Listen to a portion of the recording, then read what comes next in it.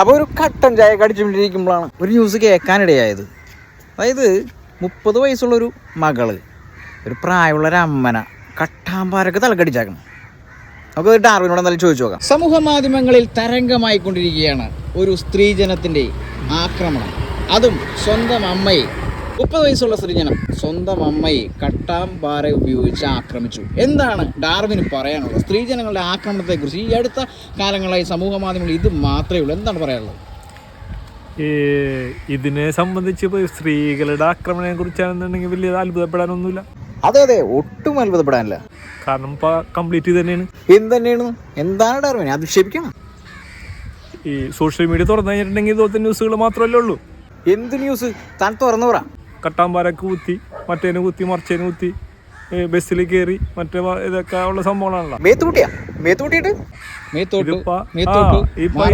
ഇപ്പൊ ഈ സംഭവം എന്ന് പറഞ്ഞിട്ടുണ്ടെങ്കിൽ ഇതെന്താണ്, അത് ശരി, ഈ അടുത്ത കാലങ്ങളിലായി സ്ത്രീജനങ്ങൾക്ക് സ്വാതന്ത്ര്യം കൂടുതൽ കൊടുത്തു എന്നൊരു പറഞ്ഞു കേൾവി. ഇതിപ്പോ കേട്ട് കേൾവി അല്ലാതെ നേരിട്ട് കണ്ടുകൊണ്ടിരിക്കുകയാണ്. ആക്രമണം സാധാരണ പുരുഷന്മാരായിരുന്നു, ഇപ്പോൾ കൂടുതലും സ്ത്രീകളിലേക്ക് കടന്നിരിക്കുകയാണ്. എന്റെ പൊന്നേ, കട്ടാമ്പാര കടിക്കാന്നൊക്കെ പറഞ്ഞാൽ എന്താ ആക്രമണമാണ്? ഈ സ്ത്രീകളുടെ ഈ ഒരു അതിക്രൂരമായ ആക്രമണം എന്താണ് അതിനുവേണ്ടി ചെയ്യേണ്ടത്? അത് സംഭവം വെച്ചിട്ടുണ്ടെങ്കിൽ പഴയതുപോലെയുള്ള ജനറേഷനല്ല ഇപ്പൊ. ജനറേഷൻ ഗ്യാപ്പ്, ജനറേഷനിൽ വ്യത്യാസം വന്നിട്ടുണ്ട്.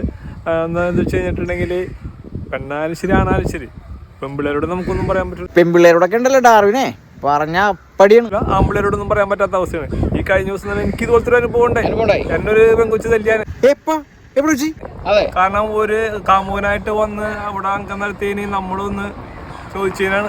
സ്പാർക്കായി അടി കിട്ടാഞ്ഞത് ഭാഗ്യം. എന്താണ് എന്നൊരു ചോദ്യം ചോദിച്ചതിനാണ് അവളെ എന്നെ തല്ലിയാൻ ആൾക്കാരെ കൂടി കാരണം ഞാൻ രക്ഷപ്പെട്ടു. ഇല്ലാന്നുണ്ടെങ്കിൽ ഞാൻ ഈ പ്രതിസ്ഥാനത്ത് ഞാൻ നിന്നാണ്. സത്യാവസ്ഥ പറയുകയാണെങ്കിൽ സ്വന്തം മകളെ പോലെ കരുതി പോലും ഒരു ചോദ്യം പോലും ചോദിക്കാൻ പറ്റാത്ത ഒരു അവസ്ഥയാണ് സമൂഹത്തിൽ. അതായത് ആനയെ പട്ടിയാക്കുന്ന അവസരങ്ങൾ മുതലെടുക്കുന്ന കുറെ ആളുകൾ, അതിൽ കൂടുതലും സ്ത്രീകളാണോ? അതെ, സ്ത്രീകളാണ്. സ്ത്രീ ഇപ്പൊ നമ്മുടെ ഈ മാർക്കറ്റിൽ തന്നെ പെൺപിള്ളേർ എല്ലാ സ്ത്രീകളും ഉൾപ്പെടുത്താൻ പറ്റില്ല.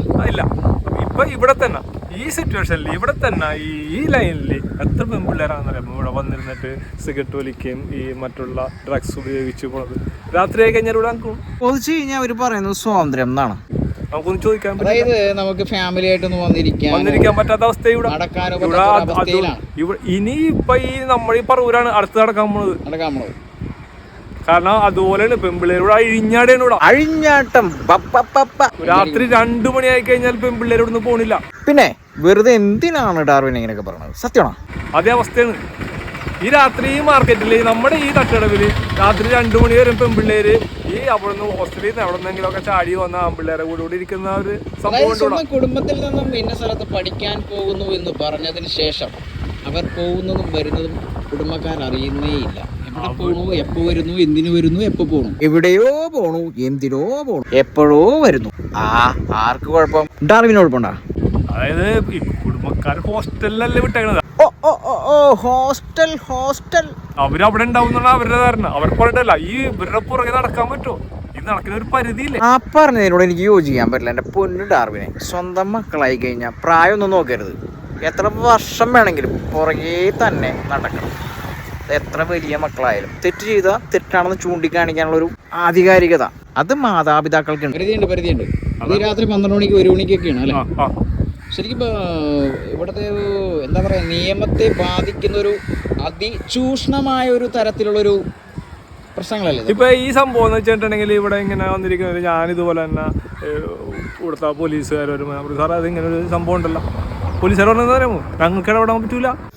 ഡാർവിനെ, അതിനോട് നമ്മൾ റെസ്പെക്ട് കാണിക്കണം. കാരണം നിയമം എന്നൊരു കാര്യമുണ്ട്. അപ്പോൾ അവർ കുറ്റകൃത്യം ചെയ്യുകയാലും തെറ്റുകൾ ചെയ്യുകയോ ചെയ്താലും മാത്രമാണ് പ്രതികരിക്കേണ്ട കാര്യമുള്ളൂ. നമുക്ക് തോന്നണ പോലെ വന്നിട്ട് നമുക്ക് അത് അവർ റെസ്പെക്ട് ചെയ്യണം. തീർച്ചയായിട്ടും കേരള പോലീസിന് ഒരു ബിഗ് സല്യൂട്ട്.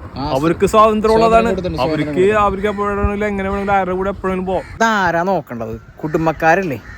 ഈ പറയുന്ന ആൾക്കാരെ കുടുംബക്കാരല്ല നോക്കേണ്ടത്, അല്ല നാട്ടുകാരോ ഈ പറഞ്ഞ ആൾക്കാരോ ഒന്നുമല്ല. ഞങ്ങൾക്ക് ഇതിനെ എന്തെങ്കിലും ചെയ്യാൻ പറ്റില്ല. പിന്നെ എന്തെങ്കിലും വിഷയം ഉണ്ടാവുമ്പോൾ ഞങ്ങൾക്ക് അതിനെ നേരിടാൻ പറ്റും. അതല്ലേ സത്യാവസ്ഥ ഡാർവിനെ. അതുകൊണ്ടാണ് ഞാൻ കേരള പോലീസിന്റെ ഒരു ബിഗ് സല്യൂട്ട്. എന്നല്ലാണ്ട് ഞങ്ങൾക്ക് ഒന്നും ചെയ്യാൻ പറ്റില്ലെന്നാണ് പോലീസുകാരും പറയുന്നത്.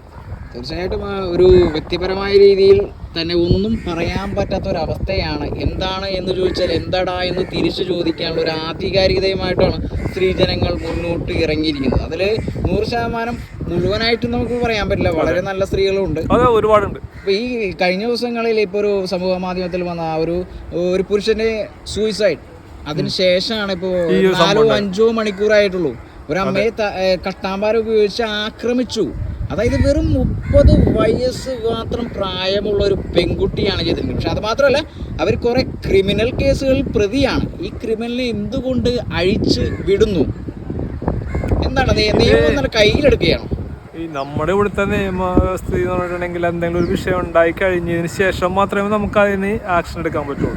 ഈ ഒരു ക്രൈം കഴിഞ്ഞതിന് ശേഷം വീണ്ടും അവരതിന് ചാടി. അതൊരു കൊലക്കേസിലെ പ്രതിയാണെന്നാണ് പറയുന്നത്. ഈ ഒരു സ്ത്രീജനം കൊലക്കേസിലെ പ്രതിയാണ്, അല്ലാതെ കുറേ കേസുകളിൽ പ്രതിയാണ്. ഇവരെങ്ങനെ പ്രൊട്ടക്റ്റഡ് ആയിട്ട് വീണ്ടും വെറും 30 വയസ്സ് പ്രായമുള്ള ഈ ഒരു സ്ത്രീജനം, അതായത് ഫേസ് ക്രീം കിട്ടിയില്ല എന്ന് പറഞ്ഞിട്ടാണ് അമ്മയെ ആക്രമിച്ചിരിക്കുന്നത്. ഫേസ് ക്രീം വെച്ചിരിക്കുന്ന ചെപ്പ് കാണാനില്ല എന്ന് വാക്കുകളിലൂടെ പോയി കട്ടാമ്പാരെടുത്ത് ഉപദ്രവിക്കുകയാണ് ചെയ്തത്.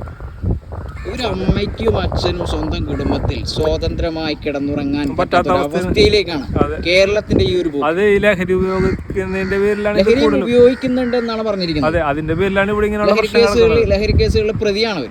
ഇപ്പൊ ഈ കുറച്ച് വർഷങ്ങൾക്ക് മുമ്പ് നമ്മുടെ കരിമ്പാടം ഭാഗത്ത് ഇല്ല, ഇവൻ കാശ് ചോദിച്ച് കാശ് കൊടുത്തില്ല, അങ്ങനെ അച്ഛനെ കൊന്നു. എന്റെ പൊന്നു ഡാർവിനെ, ഇപ്പൊ നടന്ന ഈ ഒരു സംഭവം കട്ടാമ്പാറ കേസല്ലേ ചോദിച്ചോളൂ. ഈ പറവൂരത്തെ മൊത്തം കൊലപാതകങ്ങൾ നിങ്ങൾ തുറന്നു പറയണം. പറഞ്ഞു കേക്കട്ടെ, കേൾക്കാൻ ഒരു ആൾക്കാരുണ്ട്. ലഹരി ഉപയോഗിച്ച് ഒരു പയ്യനെ നമ്മുടെ അറിവിൽ തന്നെ ഈ